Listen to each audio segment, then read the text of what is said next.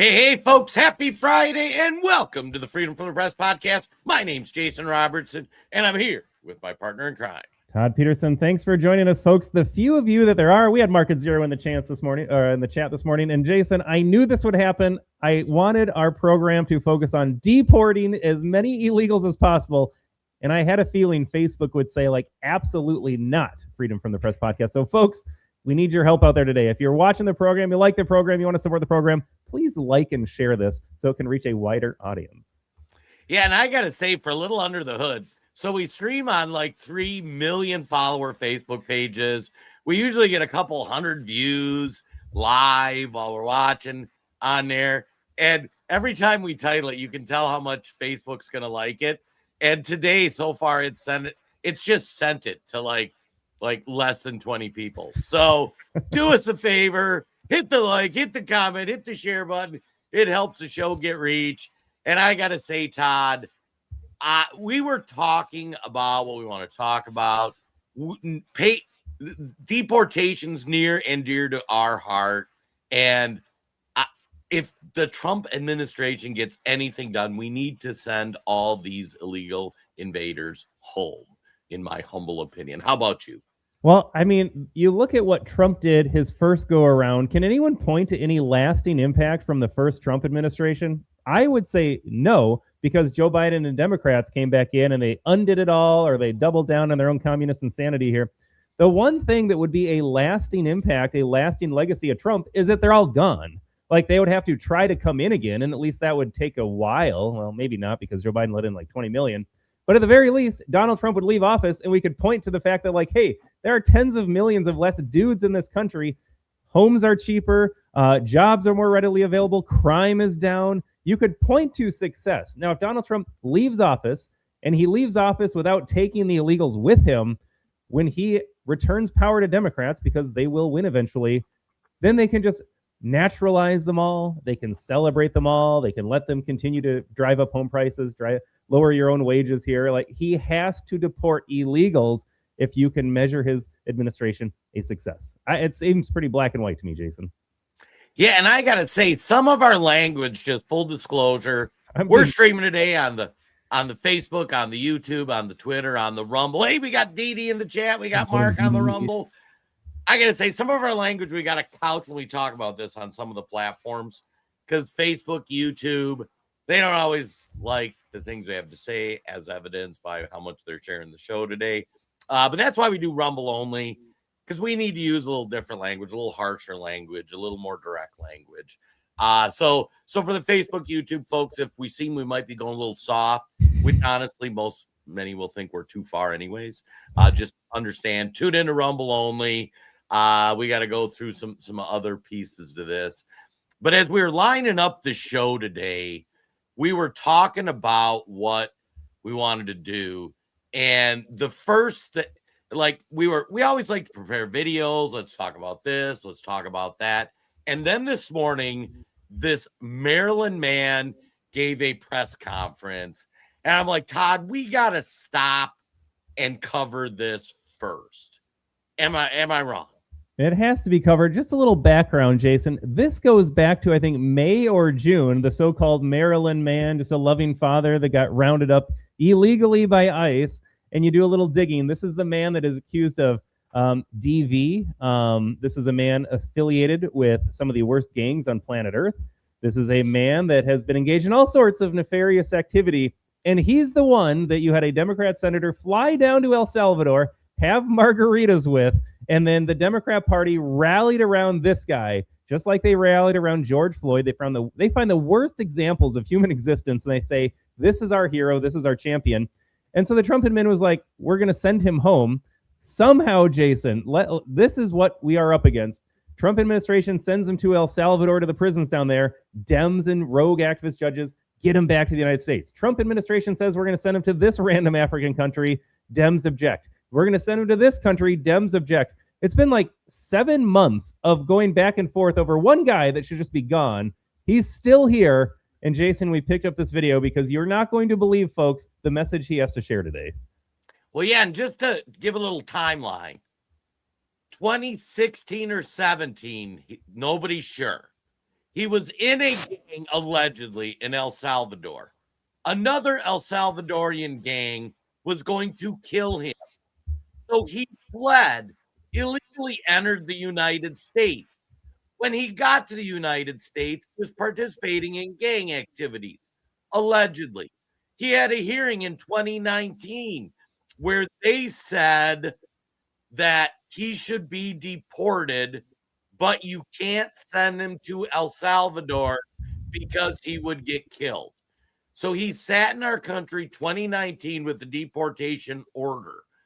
Finally, the Trump administration picks up the order 2025, like this spring, summer, and says, okay, we're going to send this guy home. In the meantime, his wife got a restraining order. He's had other thing that he's been involved in, and they send him to El Salvador because they say, you know what? The gang in El Salvador that was going to kill him is now locked up in max security prison. We're probably safe to send him there. And the Democrats fund bringing him back. And like Todd, so like this guy shouldn't be here. Like, what are we doing? This guy shouldn't be here.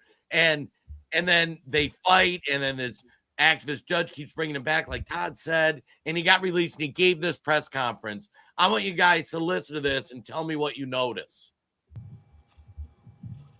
Buenos días, mi nombre es Kilmar Abreu García. Good morning, my name is Kilmar Abrego García.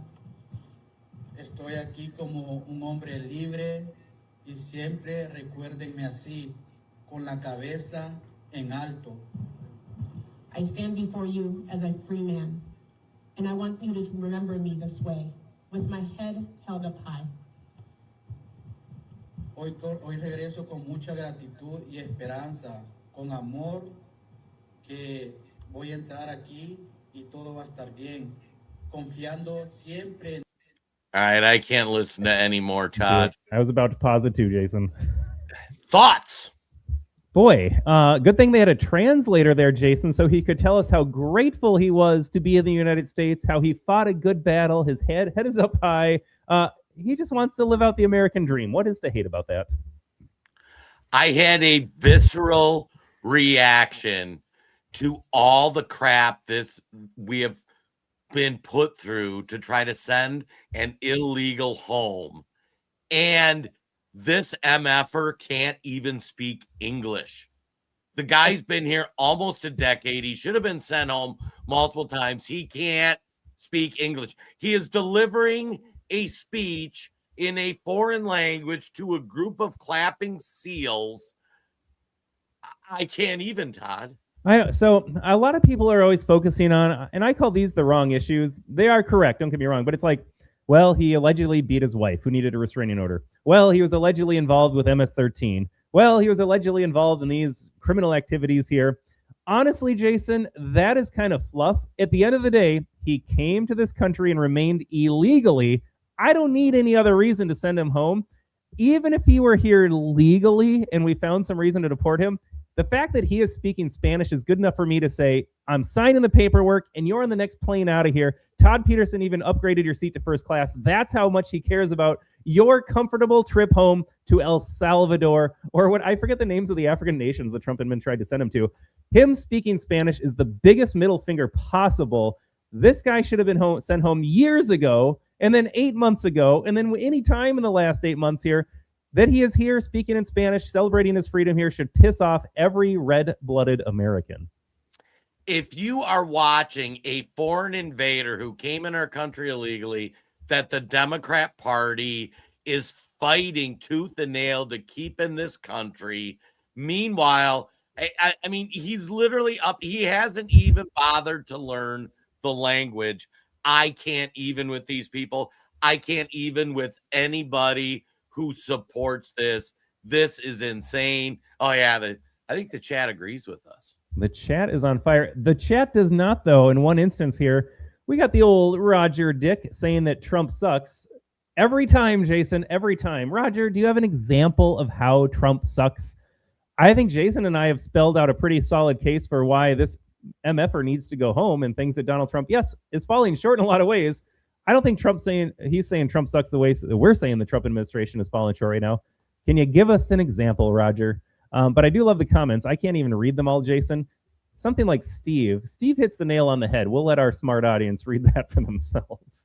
Yeah, and I got to say for the one guy, Trump sucks. You're telling me you're cool with some gangbanger illegally crossing the border from comes from El Salvador, sneaks into the country, whatever's happened after that, and he doesn't even bother to do the minimum expectation of learning the language before this comes up. Like, how bad of optics are it? When we say our country's being invaded, Joe Biden and the Democrats are supporting an invasion, which we're going to get into a little more explicitly in the Rumble only part, because we got to be a little couch with our language. How on earth can you support this? You've got, and I bet if they panned out to the crowd, you'll have Mexican flags and this is an invasion. This needs to stop. And I always want a Democrat to answer, Jason, here. Why do they deserve to come here? Why is America obligated morally, financially, however you want to break it down, to invite and welcome really the world's entire population? They have no limiting principle. You've never heard a Dem say, as soon as we hit this number, then we're on board with shutting down the border and ending immigration. They don't operate that way. They just say America's rich enough and we can take everybody in. They would be fine with the entire world identifying as an American. But my question to Democrat voters out there, the normies that are still getting their next booster, I still see people driving cars alone wearing a mask. Like, why are they allowed to come here? Why are they entitled to be here? Why should I go to work? Jason and I are about to write a huge payroll tax in January for running our small business. And as we have seen in Minnesota, all of our tax dollars basically go to the Somali fraud ring. Why should we be paying these people to be here, giving them housing, cars, medical care, public education for their children, welfare, SNAP benefits? Why am I writing a check to the government so that these people can be here and not have to work for it? Can they answer that question? No, I got to say our chat's on fire. Half of them we can't read. We cannot read most of your comments. On the Rumble, and I'm like, I want to read that, but I can't. We'll wait till we get to Rumble only for some of that, Mark. I just can't even with these people. I don't care. And should we go to the next story, Todd? That article I sent you. This one is good. Let me pull up a little share screen so we can read your article. Okay, I saw this come across my timeline, and it's one of these stories that doesn't even make news. And I retweeted it, and I said, this might be the most 2025 story in the history of 2025 stories. I'll read the headline, and I'll let Todd read the text. St. Paul mother says woman who was offering to deliver groceries for families amid ICE operations stole her family's car. What a headline, right? Kind of an interesting story. Boy, my heart goes out to the person who had their vehicle stolen. Huh. Right. Can you read the article quick, Todd? This will just take us. And I want to plant a seed in our audience's mind here. Just think about the legality or citizenship status of everybody involved in this story as we read, because this news article goes out of its way to make sure you don't actually see the words illegal alien for every party involved here. But just keep that in the back of your mind. A St. Paul mother is desperate to get her family's car back after she said it was stolen by someone who was offering to deliver groceries to them during intensified ICE operations. All right, so we have some context clues. The woman who spoke through an interpreter, another context clue, and asked not to be identified because she is living in the U.S. without proper documentation. Okay, a little more explicit here, but they don't want to come out and say it. Said the car is her family's only source of income. She and her husband use it to drive around and clear snow from driveways and sidewalks. And she said the car contains important paperwork about her children and what would happen to them if their parents were detained by ICE. We really want to get our car back because it's our lifeline. It's the only thing we have right now. The mother of two primarily speaks Spanish. Okay. She said she has lived in the U.S. for 5 years, mind you, speaks Spanish, coming from Mexico in search of better health care for her son. Who is paying for the better health care for her 8-year-old son who has a disability? And again, my question to Dem voters is, why should I be paying for that kid's health care when I have my own kids? She also has a 1-year-old daughter who relies on baby formula, but with increasing ICE operations in the Twin Cities, she's afraid to go to the grocery store, as she should be, Jason. I'll just add that myself. They're very afraid to go out and get anything, said local business owner Daniel Hernandez, who was interpreting for the interview. Running low on formula, she said she contacted a woman on Facebook who was offering to make grocery runs for families who needed help.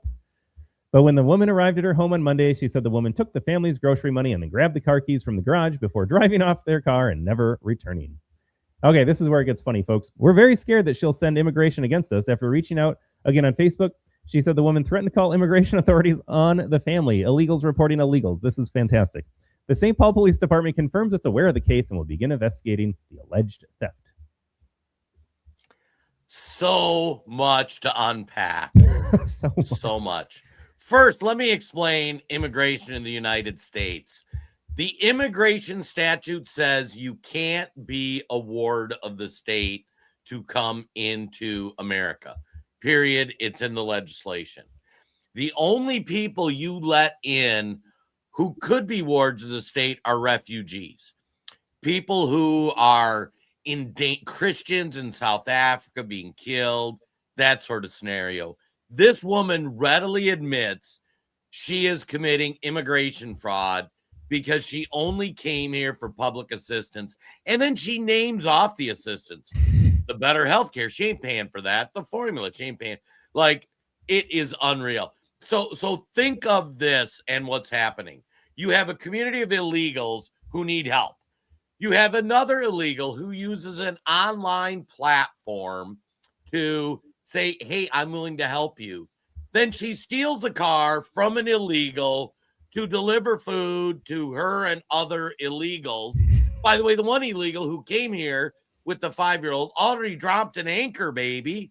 Like, that it's going to be an American citizen the way the law currently reads. And then if you go like, oh, but they're hardworking. The illegals who had their car stolen, oh, we do a landscaping thing. We got a shovel.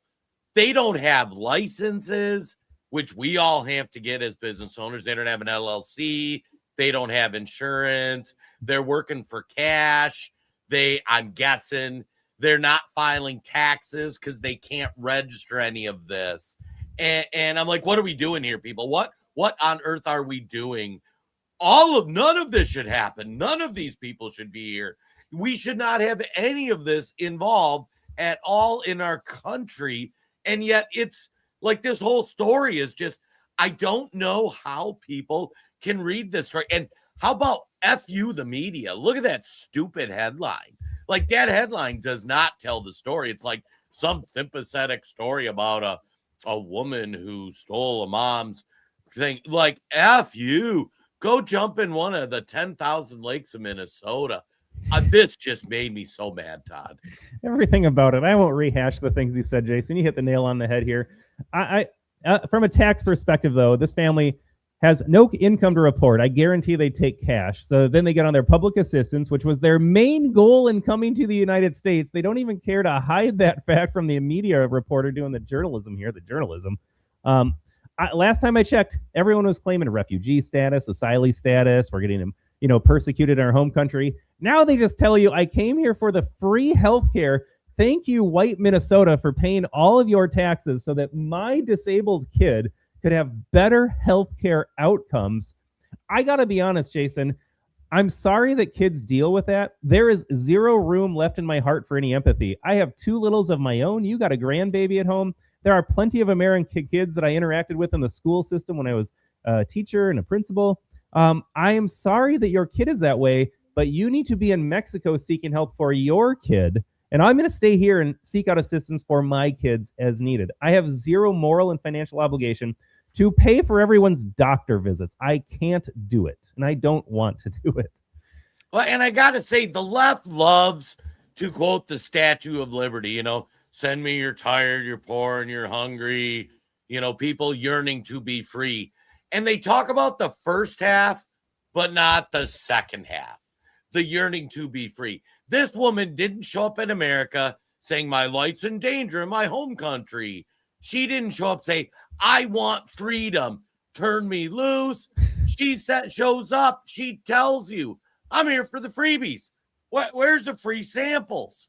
Like, can I get my health care? My kid's really sick and back home I can't afford. Hey, you nice Minnesotans, do you mind paying for my health care. I got to pay for my health care. You got to pay for yours. Heck, in our case, my wife and I help.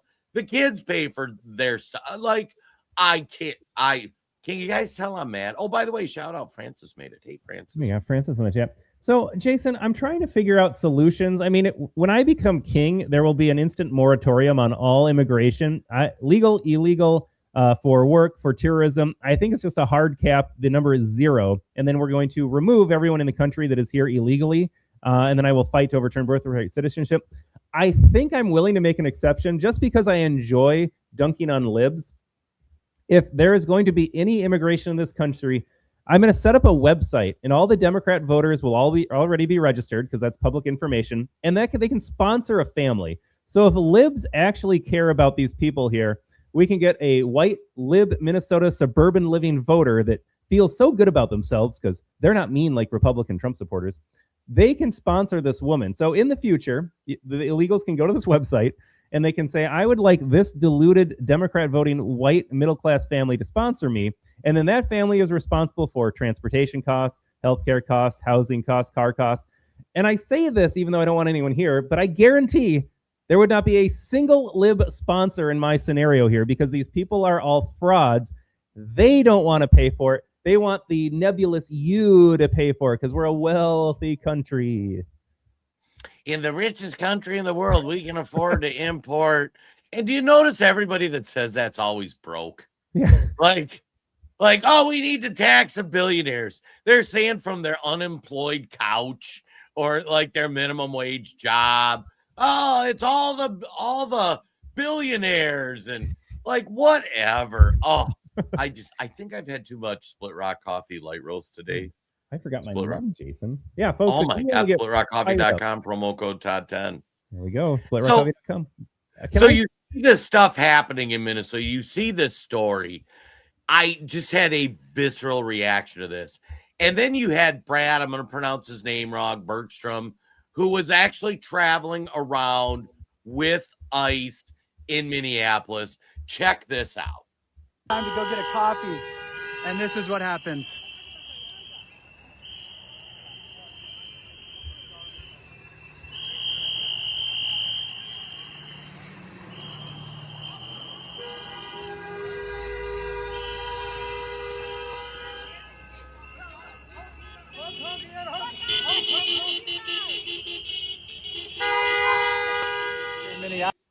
I don't know about you, Jason. Middle finger immigrant, you're out of here. You're just gone. I won't even check paperwork. You're just gone. Yes. Oh, this video before. In Minneapolis, this is sadly what America's become because of leftist activists. We've got ICE out here doing operations, and immediately we got the whole community coming out.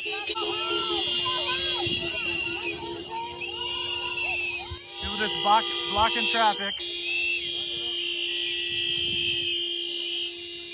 Protecting Somali illegals. No, hey! No!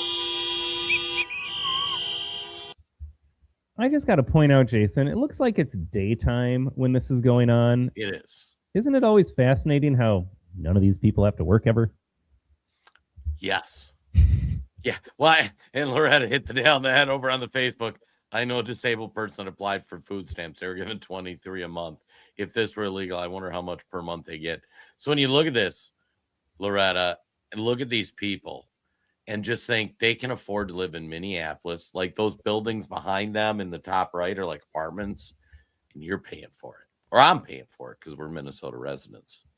Let's see what else we see, Todd. This car, probably illegal herself, just blocking traffic. This lady. Where are you from? Where are you from? Doesn't want to be on camera, I guess. You're blocking traffic. Yeah, doesn't mind protesting, but doesn't want to be seen doing it. Par for the course for these morons. Yeah. Simply astounding stuff here. All protesting ICE deportations. You know what else I'm noticing, Jason? It's daytime. There's a lot of protesters. Where are the police? Where are the police to arrest people blocking traffic, interfering with federal operations? I remember that was a thing. I remember not that long ago, you weren't allowed to interfere with official proceedings from the federal government. But you can send ICE agents into Minneapolis, block traffic, prevent them from doing their job, and there is not a police officer to be seen. And here's what's wild too. They have social media groups that notify people where ICE is. So all these people got a Facebook notification or a Discord notification. Yeah, in Minnesota, the cops. Yeah, I was being facetious. This absolutely. Yeah, we have the Somali police liaisons that give their addresses in Somali now. Yeah, and can I just say too, I am sick of us using the word protesters. Yeah. These are not protesters. These are people that are disrupting a federal deportation operation. These are law enforcement officers who are executing on a mission, and you are impeding that mission. They all need to be arrested. Yeah, these are not protesters. They're criminal agitators. They need to be charged and arrested and then put in jail. Gonna cause an accident. This guy just trying to probably get to work. This lady just blocking traffic. This is what happens when you let 20 million illegals into your country like the Democrats have done, and then you have activists in every community to protect them. This is what you get. That's what happens when you let the third world in. Spitting at officers, blocking traffic. That is what death of a nation looks like when you have entire communities set up against federal law enforcement that are working to remove criminals from their neighborhoods. Jason, every video today is infuriating in its own way. This is definitely a high blood pressure episode. Yeah, I hate to say we've been talking about since the beginning. The number one issue we thought Donald Trump needed to do is deport illegals. Like we've said that, go back, watch the archives. There's a lot of things we want Trump to do. We have 20 million people that need to go away. Like they came here illegally. They aren't assimilating. They aren't paying taxes. We've shown the stats. We broke down how much the Somali community is costing us. Not just in the abuse, but in welfare. Not all Americans, like we have multiple people in the chat. Like Matthew, this is exactly what they were paying me, $20 a month for years of working since I was 15, and they gave it to me when I'm on disability. We have American citizens that aren't getting resources, that are getting sucked up, and we're bringing in people that hate us. You hate America. You hate everything we stand for. You think we're white supremacists. You think it's the worst country ever. We bring you in and pay for you. Are you kidding me? Yeah. I just wanted to clarify, Jason, 8%, according to reports, of Somalis don't receive welfare. So not all of the Somalis are bad. We have 8%. Right. 8% aren't on public assistance.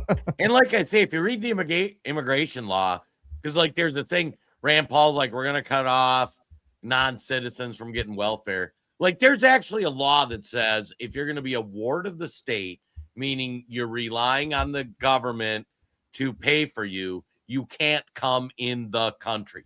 That's an existing law on the books. It's insane.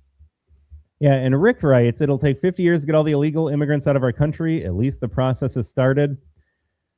I mean, whatever it takes, I'm here for it, Jason. But it seems like you could speed it up by cutting off all of their assistance.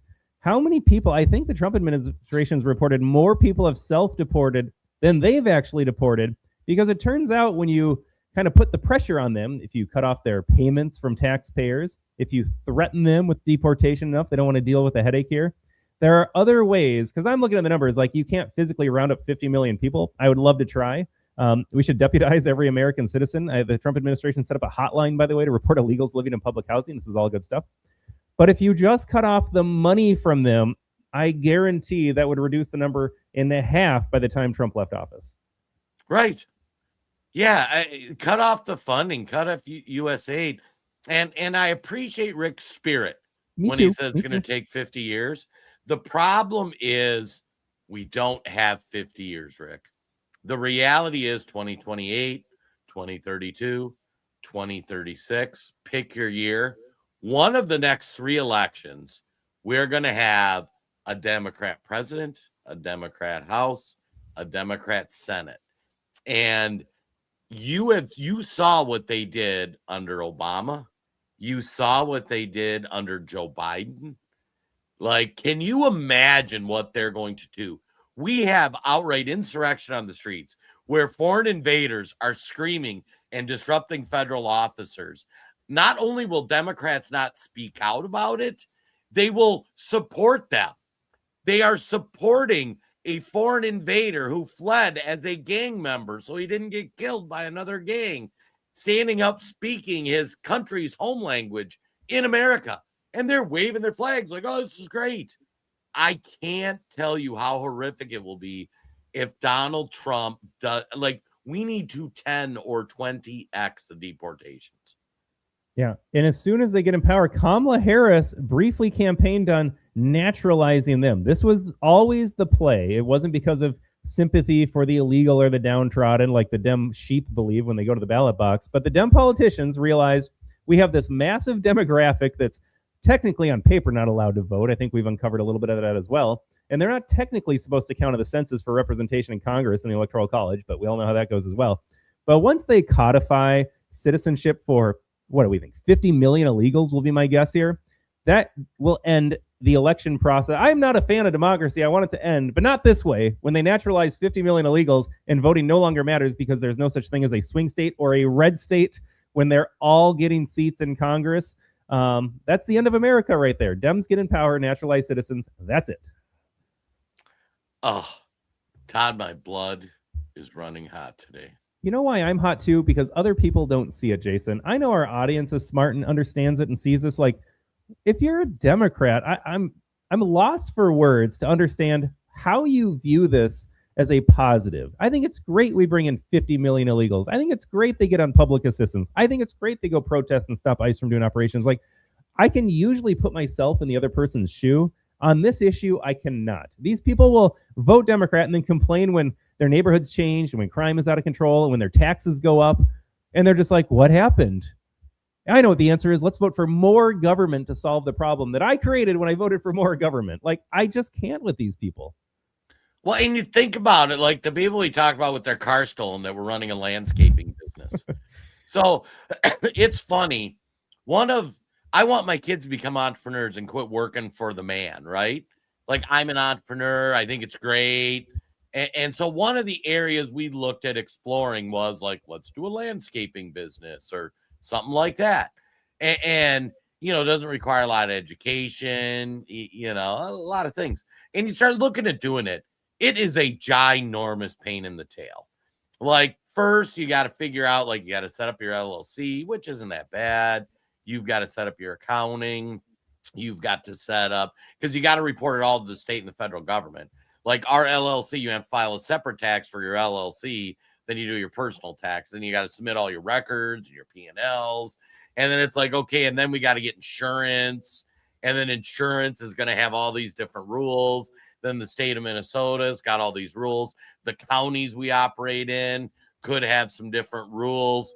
So there's all this barrier for entry we give American citizens. The freaking illegal, like, grab a shovel, open a company, just get paid cash. I mean, literally, Todd, like, how long does it take you just send in your LLC paperwork or your accountant to do that at the end of the year? Like, we have to literally say, here's how much our business made. These guys running their landscaping business, they don't have to do any of that. It makes me so mad. Well, and God forbid I expense the wrong item and invite the IRS to audit my entire financial portfolio. Like, oh, I'm sorry, I went to the lunch today and I expensed it, but I didn't talk enough about business, so I can't technically do that. So we're going to investigate you over a $20 charge. Meanwhile, these guys don't care. They're not even filing taxes. They're just reporting $0 income. They're getting money from the state for free. Nobody's auditing the state. Nobody's auditing their checking account. But you and I, Jason, every American citizen, small business owner, if we don't report down to the penny the correct amount, game over for us. Like, why am I spending more time on accounting at the end of the year than I am running a business? This whole system is stupid. Oh, and Mark, he was funny. Smallies are not smart. Forrest Gump is smarter than them. We've covered it on the podcast. Average IQ for the Somalis is reported to be between 65 and 70, which in America, I believe retardation starts at 80. I could be wrong. You can fact check me. Oh, Jason, this is an interesting crazy. comment here. Yeah. Constant ads on Rumble are very annoying. I had no idea that you guys were watching ads on Rumble right now. Yeah, that's wild. Yeah, that is not up to us. But if it were up to us, we would not have any ads. I'd love to go to a subscription model, Jason. But apologies, I guess, for Rumble here. I don't recall seeing a lot of revenue from our podcast, so somebody's making money on those ads. I don't think it's us, though, Jason. Yeah, I will say, too, like for the plug for Rumble, if you are on the platform, $10 a month, you get ads free. So if you do watch some content on there, it's pretty good, $10. You can subscribe to our Rumble channel, too. I don't know if that knocks out your ads. That money goes to us, but if you want a better viewing experience. And we just like Rumble because, like, at the end, some of these videos we're going to play, guys, it's just going to we're going to be teeing up. We're going to say what we want to say. I feel like we've been pretty spicy, Jason, but every time I open my mouth, I'm tempering my language and my approach towards some of these issues. Yeah. So should we go to Indiana next? So all right. I wanted to talk about Indiana, folks. All right. And then, Jason, I don't know if you're going to get to your snow plowing story here. It would have segued nicely from the illegals with their snowplow business, though. So, folks, if you haven't been paying attention here, Democrats have been gerrymandering for years. We have talked about maps in New England. You can look at Connecticut, Massachusetts, Rhode Island, Delaware. You go to the entire Northeast pretty much, and you think to yourself, surely there are Donald Trump voters that live in New England, and you would be correct. A lot of these states voted for Trump 40%. It was 60-40. It wasn't close, but there's a lot of Trump supporters up there. They have 0 seats in Congress. You look at a state like Hawaii, New Mexico, the story is the same.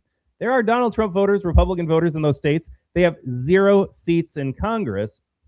And so finally, some Republicans got some backbone. Texas, redistrict, good for Texas there. They eliminated Jasmine Crockett's seat, which pushed her into the Senate campaign, which is going to be great for Republicans to see Jasmine Crockett campaign as a potential U.S. senator. But then the state of Indiana had this issue presented to itself as well. Indiana, not a purple state, deep red state. They have a majority in the House and the Senate in their state legislature. They were going to redistrict. Donald Trump pushed for them to redistrict because that's what you do when you're in power. You try to maximize your power. I don't begrudge Democrats in New England for doing what they're doing here. They're in power. They can call the rules. But of course, at the same time, Gavin Newsom's like, this isn't fair what Texas is doing restructuring. And then Republicans go along with it. So Indiana, the House actually voted to redistrict. They would have had 9 Republican seats, 0 Democrat seats. And your traitorous Republican Indiana senators rejected that map that would have eliminated 2 Democrat seats. And they gave, Republicans in Indiana gave Democrats 2 House seats that they could retain because principles. I can't. We are out here fighting for the life, fighting for the existence of the country. I mean, Todd and I have to have legitimate conversations about our business. Like, if a Democrat wins in 2028, they're going to nuke anything creating content like this. If you're America First, they are coming for you, debanking, all the things. They're even telling you that. And these spineless Republicans do we have video on him giving the whiny speech or no? What do I got him? I got a video of them voting. No, I was looking for Donald Trump reacted to that. We'll try to pull it up. All right. But the Republican Party doesn't seem to understand that we are in they always say, like, never bring a knife to a gunfight. Like, we are bringing knives to a nuclear war. The left is going nuclear. We just showed you video on a random Tuesday in Minneapolis. Tons of foreign invaders and crazy liberals go out, disrupt law enforcement with no fear of being held accountable. Nobody in that video is worried that they're going to get arrested, that anything's going to happen. None of it. And Republicans, because we got principles, they are not going to join the fight. Let's hear from the boss. Just a few moments ago, the Senate there rejected the congressional maps to redistrict in that state. A number of Republicans voted against that redistricting effort. You have spent a lot of time talking about this. The Vice President traveled to Indiana. What's your reaction? Well, we won every other state. That's the only state. It's funny because I won Indiana all 3 times by a landslide. and I wasn't working on it very hard. Would have been nice. I think we would have picked up 2 seats if we did that. You had one gentleman, the head of the Senate, I guess, Bray, whatever his name is. I heard he was against it. He'll probably lose his next primary, whenever that is. I hope he does, but because he's done a tremendous disservice. I mean, think of it. It's a great place. I love the people there. They love me. You know, we won in a landslide all 3 times. Got tremendous votes. I got record votes. And then there's no reason for doing that. And the Democrats do it to us, so I can't imagine that they do it. But I wasn't very much involved. But there's a man named Bray, as I guess, head of the Senate. Was that Bray? Is that the name, Bray? I mean, I'm sure that whenever his primary is, it's, I think, in 2 years, but I'm sure he'll go down. He'll go down. I'll certainly support anybody. I thought there would be some good fiery language. That's how it was captioned, at least. So no language from Trump here, no curse words like I was hoping for, but there it is. Yeah, Indiana, not a purple state whatsoever, just a middle finger to America first. Well, and I got to say, like Didi, Didi, they understand they're just not willing to step up for their constituents. No, the Republican, the standard Republican, not your MAGA, not your America First Republican, they are controlled opposition. They are the enemy. They think and are facilitating the left winning. And it is the alligator will eat me last. You know, as a young man, I used to joke, like, I don't need the fastest person outrunning the bear. I just need to not be the slowest. That is the Republican Party. They're like, they don't think they can win. So they're like, I'm going to be nice enough to the Democrats so they take out the other Republicans first. That's what the game is. And Francis says it's because they hate Trump. They don't hate Trump. They hate us. You know, that line Trump uses where they're coming after you, he's just in the way. They hate America first. And if you think of it for Democrats, this illegal immigration thing is phenomenal. So first you have racial gerrymandering that buys them 20 seats in the House, 20 electoral college votes. If we just undid racial gerrymandering, which we've covered on this show, that would have given Republicans a supermajority in the House and the presidency for the next however many years. And then if you take illegals off the census, that's another 20 seats. Can you imagine a Republican president candidate going into the election, looking at like a 50 electoral college seat win and having an extra 40, 50 people? The only reason Democrats are even like competitive in the House and the Electoral College is because of the illegals and the racial gerrymandering. And they have done an outstanding job. And now we're seeing it in America. Some of these Somalis have been here for 20 years. Now that means that the kids they had voted, because the first year they got here, they spit out like 9 kids, and that kid's now 18. Do you think there is any chance that kid's going to vote Republican in their lifetime? Not a chance. Oh, I'm so fired up, Jason. This is so ridiculous. And let me add this to the conversation as well, because it does not end with our sellout traitorous Republicans. Mitch McConnell, leading the Senate Rules Committee, tabled an amendment by a Democrat, no less, John Ossoff of Georgia, who I care very little about. But he was like, you know what? Americans are tired of the stock trading by members of Congress. Can we talk about this? And McConnell and his Republican buddies that lead the committee tabled it. They said, we're good. We're good, America. We're going to keep enriching ourselves at your expense. And it's funny, all this stuff that they're talking about, the Republican Party is dead and buried. I mean, Donald Trump saved it. He breathed life into it. He engaged a lot of us into the discussion. He brought back America First. So many conspiracy theories, which we're going to get into on the Rumble. We're going to talk about the Great Replacement Theory. Tune in to Rumble. Todd, do you want to tell them how to find Rumble? I mentioned. Oh, well, folks, it is rumble.com. What is it? 6 letters.com. Rumble.com. You search out our channel. We are the American Tribune. The podcast is Freedom from the Press because we've got to dispel all the lies that corporate media and even places like Fox News that we're not friendly to all that much. They will lie to you. They will manage the conversations. This nice little Overton window box here. So we are Freedom from the Press podcast, so we can get the truth to you all. Again, our channel is The American Tribune at rumble.com. If you get the app on your phone, you're looking for a green play button. Again, go to your little app store, search out Rumble. It should be the first thing that hits. Green play button operates just like YouTube. YouTube is red and it censors everything. Rumble is green and it is free speech. We love Rumble. If you've been watching the comment section here over on the right side of your screen, you're watching Rumble comment after Rumble comment here. We got a very engaged audience. We love hanging out with these people. Jason and I often joke it's our favorite half hour, hour and a half of the day of the week. And we are not kidding. We love engaging with the Rumble audience here. The chats are always on fire here. And so many Facebook comments, Jason, every week. So many Facebook comments make us think you'd fit right in our Rumble community. Yeah, I got to say, some of the Facebook comments we see that we're like, oh, I'd like to show that on the screen. I wish we could read that out loud. Right, yeah, we can't even read it out loud.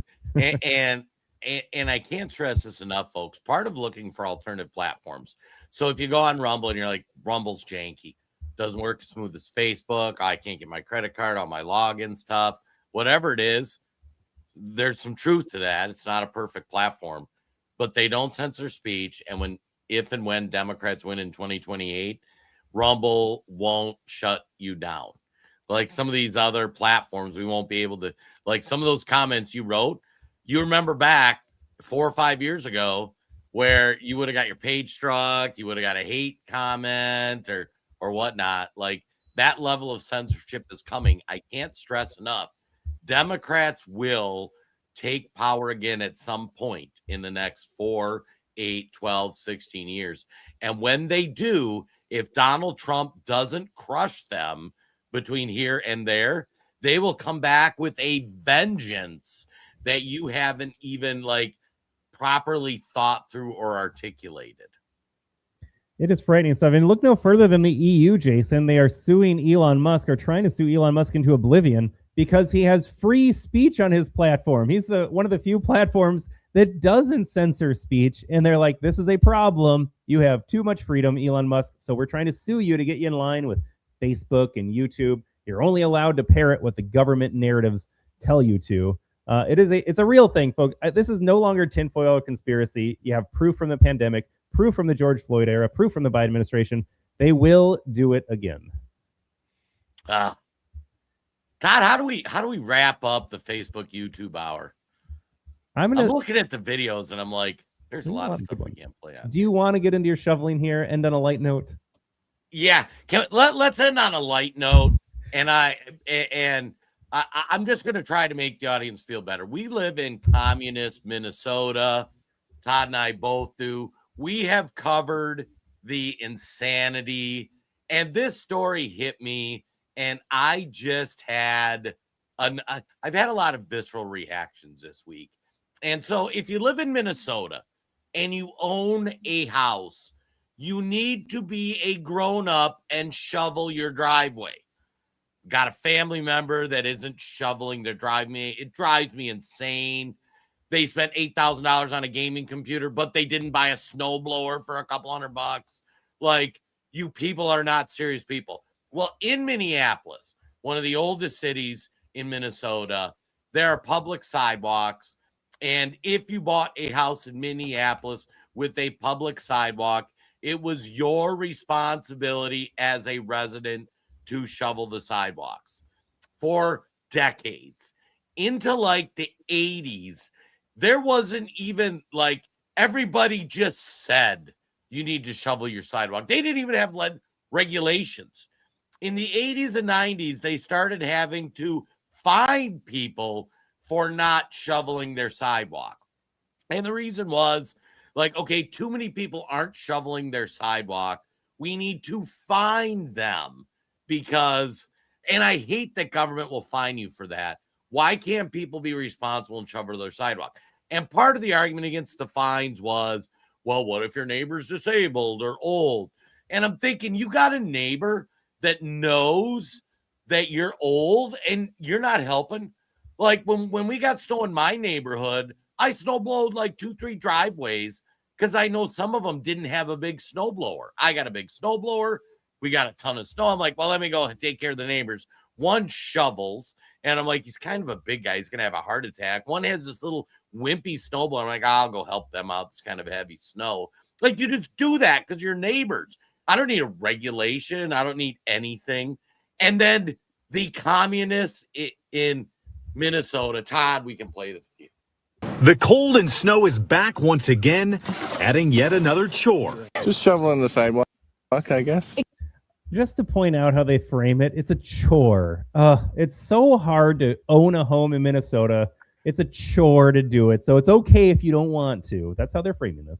Can be very messy. But could more folks in Minneapolis be off the hook for this type of work? Just having cleared and plowed walkways is really important. We've never seen the fully rollout of the pilot itself.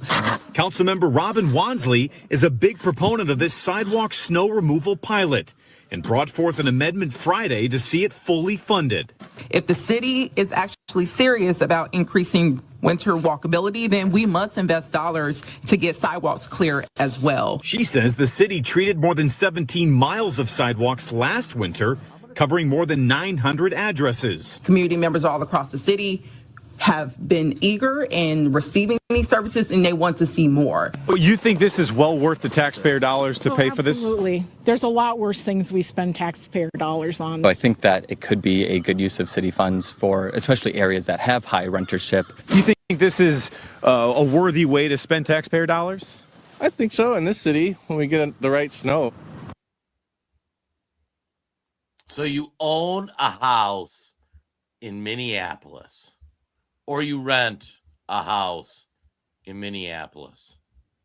You want to own a house, have the freedoms, have all the joy that comes with owning a house, and you're too effing lazy to shovel your sidewalk. And even if you're like, oh, hey, you know, there are services. We have the illegals we talked about earlier who will come shovel your sidewalk. You as a homeowner can make the decision, you know what, I'm too lazy to shovel my sidewalk. Folk, we're talking about a sidewalk. You're too lazy to shovel the sidewalk, so I can then choose to pay somebody to shovel my sidewalk. Now, my neighbor who says I don't want to pay somebody to shovel my sidewalk, I'll shovel my own sidewalk. You instead make it a city program. These communists, and that black woman that was speaking is a member of the Minneapolis City Council who is one of the Democrat Socialists of America.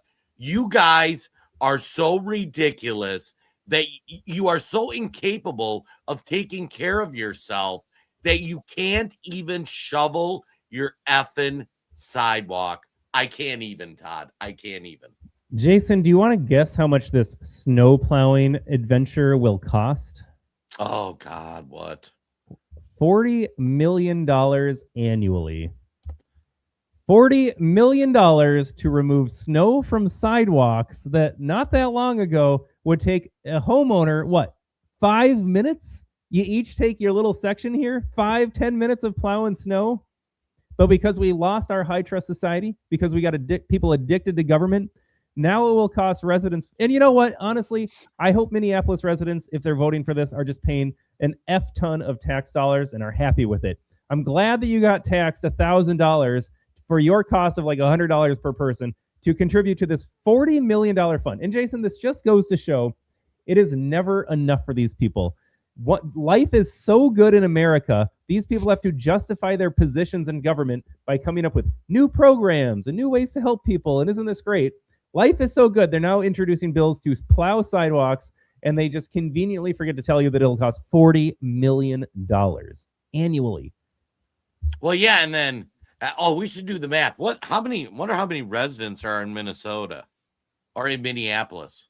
I always thought it was like 400,000, but let's look this up. Yeah, we'll do math real time. So are we doing just million citizens? Oh yeah, they say just over 400,000 according to the census. Divided by 400,000. You are paying $100 a year if you are a resident in Minneapolis, whether you own a sidewalk or not, to shovel all the sidewalks. Yeah, Valley. Hey, welcome to the chat. I think that's Valley's first chat. Jason, I got to correct you though. All of those residents are not paying taxes.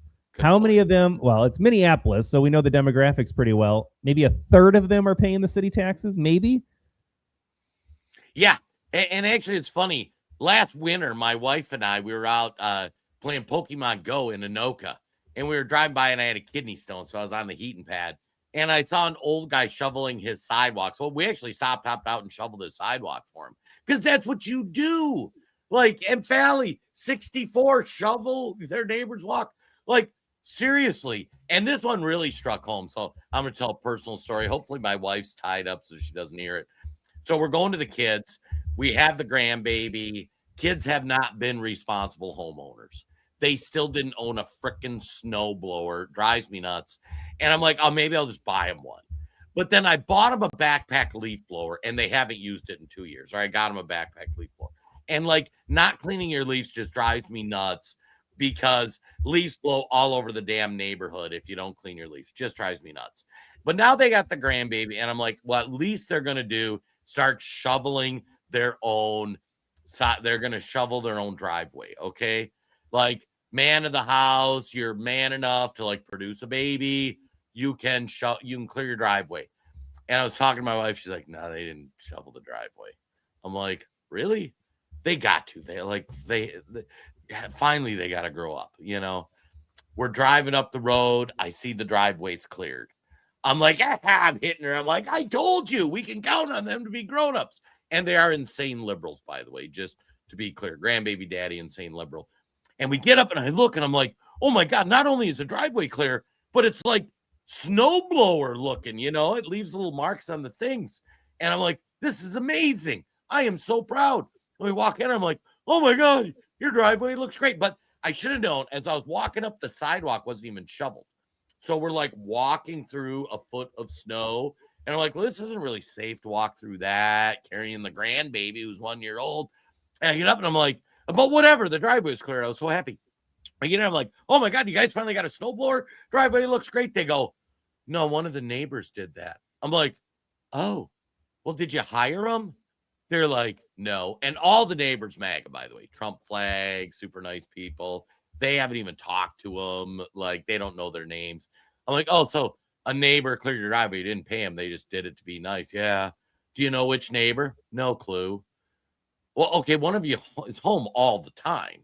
Like, because like the way they work their schedules so the kid's not in daycare. So you have a neighbor who is everything you hate, because they're a MAGA person probably, that volunteers to plow your driveway. You don't even take the time to learn who they were so you can deliver them cookies or something or say thank you. You don't even know their name. I was just so infuriated. And then it pissed me off the sidewalk wasn't cleared. It's like somebody gives you the gift of clearing your driveway, and not only are you not going to know who it is and not going to thank them, but you aren't even going to shovel the 12 foot of sidewalk. And then this story came out, and I'm like, what? Lefties can't be responsible for anything. Nothing's their fault. They don't have to. The people in Minneapolis can't handle shoveling their sidewalk. Everyone who voted for that should lose a right to vote. Seems simple enough for me, Jason. All right, we're coming up at the top of the hour. There is one comment. I appreciate you watching, Don Fritz over on the Facebook here. I'm going to read this comment. I'm going to comment, and then we are going to transition to our Rumble only, and I think they're connected here, so bear with me. So again, Don, appreciate you watching, tuning in. Make sure you give us a like, share this comment or content with your friends over on the Facebook. Don writes, I'm sick of everyone being offended by everything, but I do wish Trump would be more careful calling people names. I'm fine with snowflakes, wimps, softies, sheep, and babies, but people will change voting for him because he sounds cruel. Some of us are tough, and no names are just slinging, but he doesn't need to be so ugly sounding. I got to be honest, Jason, this mindset of Trump is too mean needs to go away. This is the lib propaganda in full effect here. I don't think Don votes for Kamala Harris, but she is buying into the propaganda from the left that Trump is too mean. I don't know how to break it to people, but as I watch the Somali fraud case unfold, as I watch stories from St. Paul of illegals stealing other illegals' cars, as we are going to play our Rumble vote videos about celebration of extreme demographic change in America, we talk about naturalizing all the illegals here, everything we share every week in this podcast, the last thing I'm concerned about is Trump being vulgar and accurate. If Trump tells Ilhan Omar to get the hell out of this country, says we don't need third worlders here anymore, if we have to deport a family and the baby is crying, I voted for all of that. I don't want to go back to when politics was nice, when we had John McCain selling out the country, pretending to be a Republican, when Mitt Romney ran as a Republican and sounded really good and looked really good, and then didn't do anything as a presidential candidate when Obama should have absolutely lost with the Tea Party getting waved in. I'm over it. I don't want anybody else that is nice. I want someone that is a ruthless killer when it comes to affecting change in this country. And Don, I encourage you to find our Rumble channel here. And I'm not coming down on Don. I'm coming down on everybody that says Trump's too mean. Maybe deportations aren't the way to handle this, because look at how sad these immigrants are and look at the communities protesting in support of them. Maybe we should let them stay. No. When you watch our Rumble only section and you see what we are up against, you will understand the only way out is with someone that, gotta be honest, is a lot tougher than Trump. If you think Trump's mean and harsh, you are not prepared for what America actually needs if we're going to put this problem to rest. Oh, and Market Zero coming in saying, I want him to be meaner every moment. Amen. Francis says, I voted for a mean Don. I am of the opinion that Donald Trump hasn't been nearly harsh enough. Jason, he's so fascistic that we let an illegal alien speak Spanish and oppressor, celebrating how he wasn't deported. I want this guy in the next plane. I don't care what the Constitution says. Send this guy packing. I'm going to say some things, but respectfully, I'll wait till Rumble only. Facebook, YouTube. We love you guys. We appreciate you tuning in. Find us on Rumble only. We're going to take a 60-second break, and we're going to be back on the other side. We'll see you there. Facebook, rumble.com, the American Tribune. We'll see you over there in 60 seconds.